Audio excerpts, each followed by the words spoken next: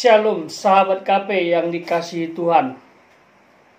Baru saja kita mendengar dan menyaksikan bersama-sama ya apa yang terjadi demo 11 April ya oleh mahasiswa di gedung DPR RI. Bapak Ade Armando, seorang dosen UI, menjadi korban ya keganasan anarkis. Saya pikir ini tidak terpuji ya, apalagi notabene pelakunya adalah seorang mahasiswa. Apa yang mereka sedang perjuangkan ini menjadi perenungan sebenarnya. Di awal Bapak Presiden Joko Widodo sudah menyatakan ya tidak berminat menjadi presiden 3 periode karena akan bermasalah mengubah konstitusi. Ya, barang siapa yang memaksakan itu menampar muka beliau. Yang kedua mencari muka. Dan yang ketiga menjerumuskan. Bahkan beliau sudah menegur para menteri untuk tidak membicarakan 3 periode atau penundaan pemilu. Fokus saja menetapkan tanggal pemilu yang akan dilakukan tahun 2024 dan itu di bulan Februari. Tanggalnya sudah ada. Tetapi mahasiswa tetap saja melakukan demo. Ya, nah, yang perlu saya tanggapi dan sedikit kritik ya, kalau kita bicara cara pandang, ya, pasti berbeda setiap orang, dan orang punya hak karena ini demokrasi. Si A, si B, si C, si D, beda pandang itu sah-sah saja. Itu yang pertama. Yang kedua, ini mahasiswa seharusnya mengedepankan intelektual, ya, bukan emosi dan lain sebagainya. Saya seorang guru, ya, tugas seorang mahasiswa atau siswa itu sebenarnya belajar, ya. Di mana yang namanya budi pekerti? Apakah waktu di bangku sekolah itu dipelajari teorinya saja? Apakah guru-guru yang mengajar itu tidak menekankan prakteknya? Saya mengajarkan budi pekerti dan saya juga mendorong untuk praktek.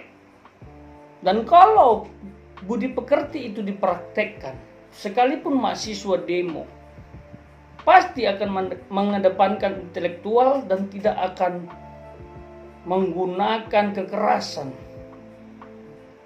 Apalagi yang mengalami hal tersebut adalah Bapak Ade Armando.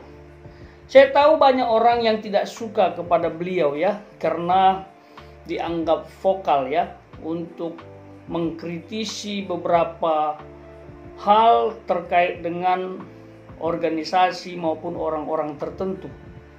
Ya. Tapi bukan berarti penyelesaian seperti ini itu baik. Jadi salah paham ya kan?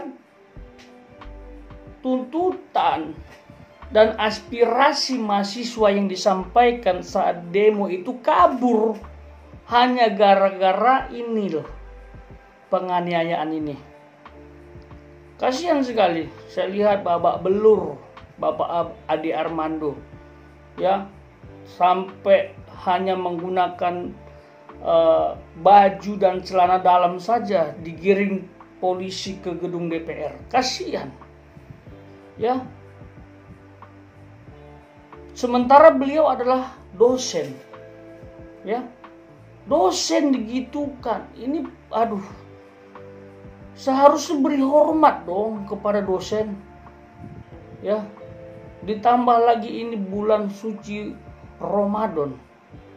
Ya, banyak saudara-saudara kita Muslim sedang berpuasa. Ada yang demo anarkis dan melakukan kekerasan. Ya, demo saja menyuarakan untuk 3 periode itu tidak boleh, atau penundaan pemilu tidak boleh, sudah berkonotasi negatif. Karena ini pelakunya adalah mahasiswa yang seharusnya belajar. Ya, ini dari hati saya terdalam sebagai guru juga.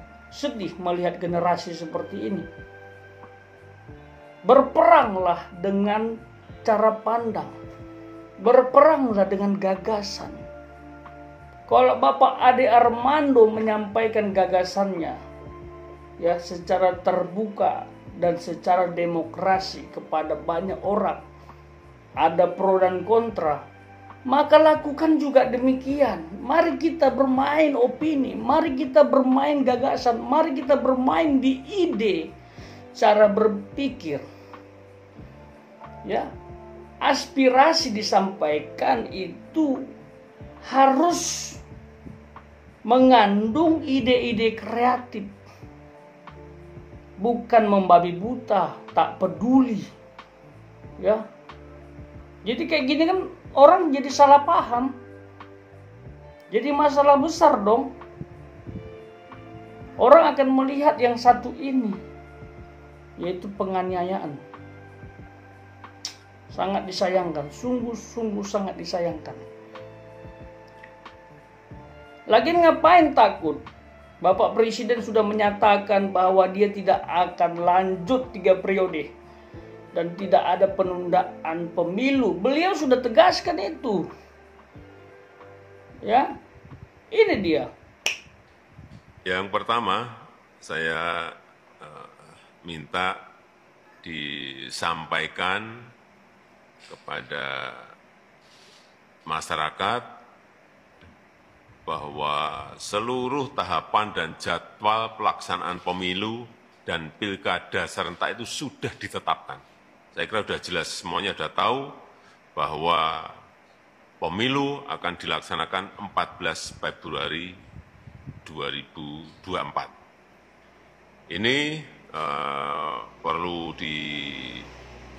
dijelaskan, jangan sampai nanti muncul spekulasi-spekulasi yang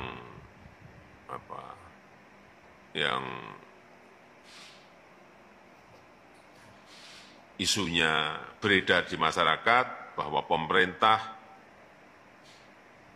tengah berupaya untuk melakukan penundaan pemilu atau spekulasi mengenai perpanjangan jabatan presiden dan juga yang berkaitan dengan soal 3 periode. Nah, itu dia. Apakah kita ragu kalau beliau nanti berubah? Apakah dengan cara seperti ini membuat beliau semakin konsisten untuk tidak maju 3 periode? Saya pikir Bapak Jokowi orangnya tulus ya. Tidak haus kekuasaan. Ya, tidak haus jabatan. Kalau boleh saya kutip pesan moral terkait dengan pemerintah atau kepemimpinan Jokowi. Tuhan yang memberi, Tuhan yang mengambil. Itu makanya Bapak Ahok waktu dia nggak jadi gubernur, ya, dia nggak kecewa berat, dia santai aja. Bahkan dia sampai di penjara pun dia santai. Karena dia berpegang teguh. Tuhan yang memberi, Tuhan yang mengambil. Ya, kepemimpinan itu Tuhan yang percayakan. Tidak perlu haus kekuasaan sampai direbut. Jadi nggak usah takut. Ditambah lagi, tidak ada satu pemimpin pun di Republik ini atau di Indonesia tanpa seizin Tuhan.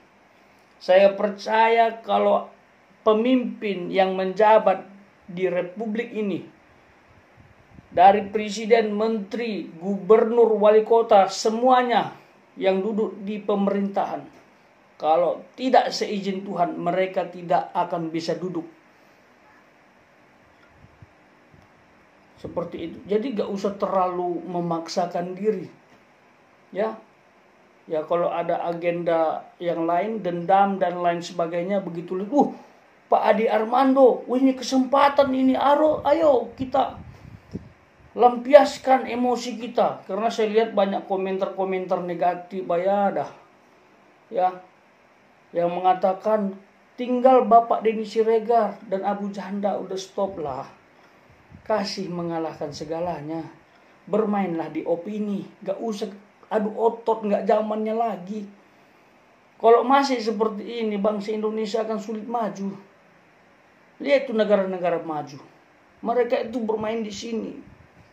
Demokrasi di negaranya betul-betul dijunjung tinggi. Sekali lagi, saya secara pribadi melihat kejadian ini sangat sedih ya. Saya tidak pembela Adi Armando, tapi saya sedih melihat kejadian ini.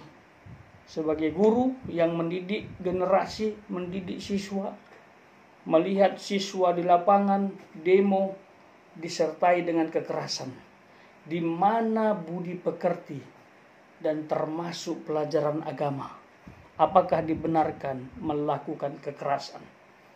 Ingat, kasih mengalahkan segalanya. Kekerasan tidak akan pernah menyelesaikan masalah, justru akan menghasilkan kekerasan berikutnya.